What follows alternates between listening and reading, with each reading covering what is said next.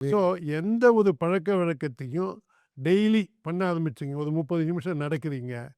ஒரு மாதத்துக்கு 3 நாள் மசில் எக்சர்சைஸ் பண்ணுறீங்க. இல்ல 4 நிமிஷம் ஓடுறீங்க. இல்ல ஸ்விம்மிங் பண்றீங்க.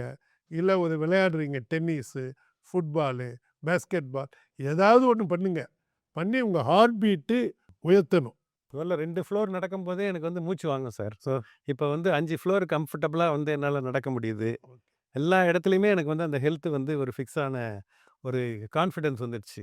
ஆமா. அதனால அடுத்த 5 கிலோவும் பண்ணிடுவேன்ற நம்பிக்கை வந்துடுச்சு இப்ப. இந்த உரையாடலின் முக்கிய நோக்கமே சார், இப்ப நீங்க சொல்றீங்கல்ல, 5 ஃப்ளோர் நடக்கணும்னு. இதையெல்லாம் நீங்க 95 வயசுல செய்யணும். அதுக்குரிய ஆப்பர்ச்சுனிட்டி வந்து 60 வயசுலேருந்து 75 வயசு வரைக்கும் தான். நீங்க 75 வயசுக்குள்ள செய்யணும்.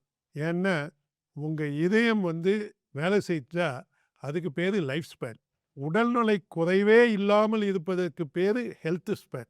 அதுக்கப்புறமா எவ்வளவு நாட்கள் நீங்கள் சந்தோஷமாக இருந்தீர்களோ, அதுக்கு பேரு ஜாய் ஸ்பேன்.